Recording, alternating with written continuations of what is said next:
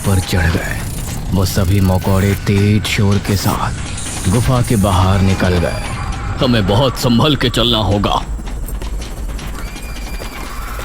ये फिर से एक साथ सामने की तरफ रवाना हुए।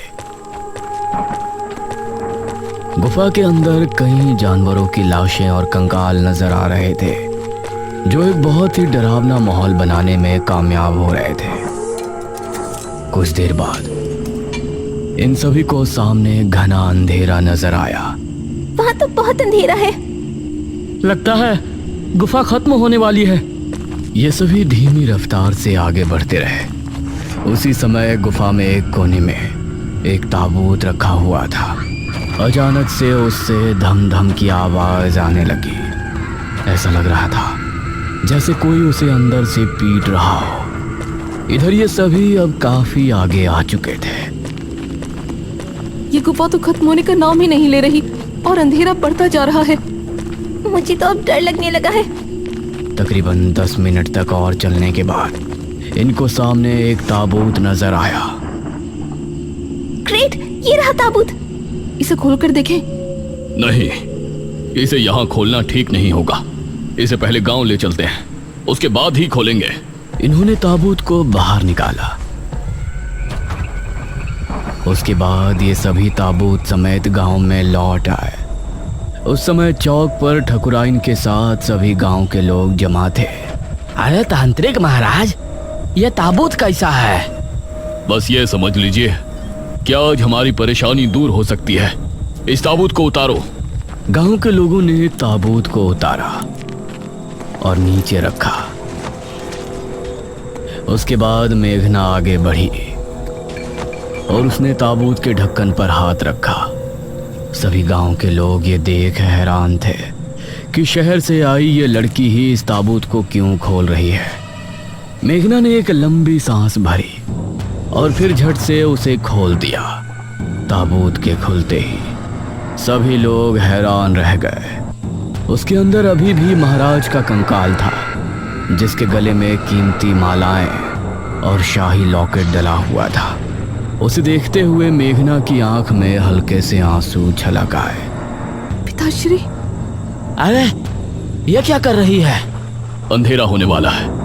आज आप सभी अपने घरों से बिल्कुल बाहर नहीं निकलेंगे। कोई खिड़की, कोई दरवाजा खुला ना रहे। सब कुछ बंद रखकर यही प्रार्थना करेंगे कि आज रात हम सभी को निशिर मोलों से हमेशा के लिए छुटकारा मिल जाए। सभी ने तांत्रिक महाराज की बातों को स्वीकार किया और एक एक करके सभी अपने घरों में चले गए। सभी खिड़की और दरवाजे बंद हो गए। चौक पर इस समय सिर्फ ये 6 लोग खड़े थे।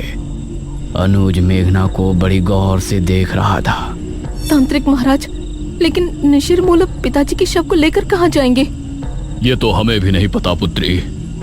अगर तुमको ये करने में दुख हो रहा है तो तुम यहाँ से जा सकती हो। हम लोग जिस तरह से 400 साल पहले जी रहे थे, फिर से वैसे ही जी लेंगे।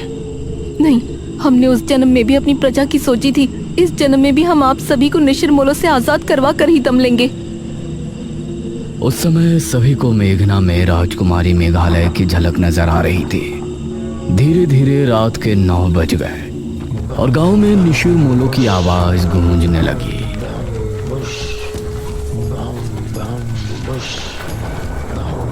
उनकी आवाज सुनकर अपने घरों में बैठे सभी गांव के लोग डर गए और सभी हाथ जोड़कर निशिर मोलो से बचने के लिए प्रार्थना करने लगे।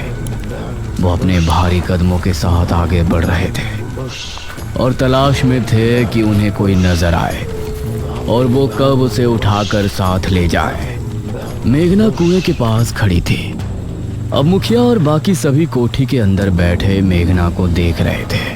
तांत्रिक महाराज, निशिर मोलो मेघना को साथ तो नहीं ले जाएंगे ना? नहीं बेटा, ऐसा मत बोलो। निशिर मोलो अपनी मध्यम चाल चलते हुए कुएं की तरफ बढ़ रहे थे। जैसे ही उनको सामने मेघना नजर आई तो उनकी आंखें और तेज चमकने लगी। उन्होंने रुककर मेघना को देखा और फिर ताबूत खुलने लगा। उसके अंदर से सुनहरी रोशनी निकलने लगी और मेघना उसकी तरफ खींचने लगी। नहीं, हमें मत ले जाइए। निशिर मोलो की आंखें गुस्से से और लाल हो गई थी और मेघना ताबूत की तरफ खींची जा रही थी। नहीं मेघना। अनुज जल्दी से बाहर की तरफ भागा। इस तरफ मेघना ताबूत तक पहुंचने ही वाली थी, तभी हम राजकुमारी मेघालय हैं, राजकुमारी मेघालय। इतना कहते ही उन चारों ने एक दूसरे की तरफ देखा और फिर ताबूत के अंदर से उस रोशनी का निकलना बंद हो गया और ताबूत वापस बंद हो गया। हम जानते हैं हमने आने में देरी कर दी, लेकिन जैसा हमने वादा किया था, हम अपने पिताश्री महाराज विश्वजीत की लाश लेकर आपके सामने प्रस्तुत हैं। मेघना तुम ठीक हो? इस समय निशिर मोलो ने अनुज पर ध्यान नहीं दिया और वो सभी एक साथ बोले, कहाँ है वो दुष्ट राजा विश्वजीत? उसके इतना कहते ही मेघना और अनुज ने मिलकर सामने रखे ताबूत से कपड़ा हटा दिया और उसे खोल दिया। उसके अंदर पड़े कंकाल को देखकर निशिर मोलो जोर से हुंकार भरने लगे। वो ताबूत के पास आकर रुके। उसका ताबूत खुला और रोशनी निकली। महाराज का कंकाल उस ताबूत से निकलकर उनके ताबूत में आ गया और फिर वो चारों वही आवाज करते हुए वहां से कब्रिस्तान की तरफ चल दिए।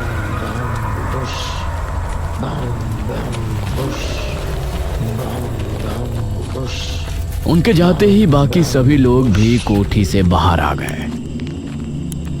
मेघना तो ठीक है? हाँ। बेटी, हम तुम्हारा धन्यवाद किस मुंह से करें, कुछ भी समझ में नहीं आ रहा। मुझे खुशी है कि जो परेशानी मेरे कदम रखने की वजह से गांव में आई थी, मैंने उसको आप सभी की मदद से दूर कर दिया है। उसके बाद मेघना ने अनुज की तरफ देखा और मुस्कुरा दी। अनुज ने भी मेघना को स्माइल पास की।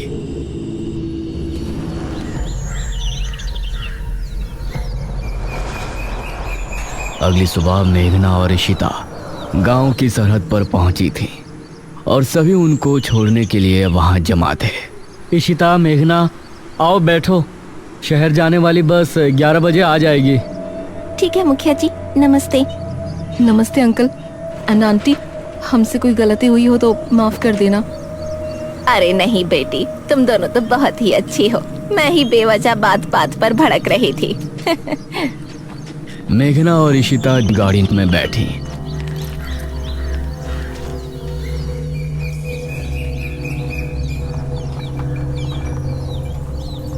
अनुज, निशिर मोलो जब हमें ले जा रहे थे तो तुम बिना कुछ सोचे क्यों बाहर भाग आए? वो तुमको साथ ले जाते तो? अरे तुमको मुसीबत में देखकर मैं अंदर कैसे बैठा रह सकता था? हाँ, इसकी तो अंदर ही अंदर कुल्फी जम रही थी। तांत्रिक महाराज, निशिर मोलो मेघना को साथ तो नहीं ले जाएंगे ना?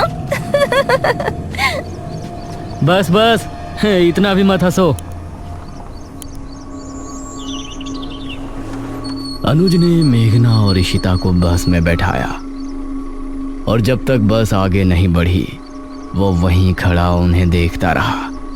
मेघना भी खिड़की से तब तक उसे देखती रही जब तक वो बस स्टॉप से आगे नहीं निकल आए। काश ये गांव में जल्दी वापस आए। वैसे राजकुमारी मेघालय, आपने मृत्युंजय अमृत का सैंपल इसीलिए लिया है ना कि गांव में वापस जल्दी आ सको? इस पर मेघना मुस्कुराई। अवश्य आएंगे सखी।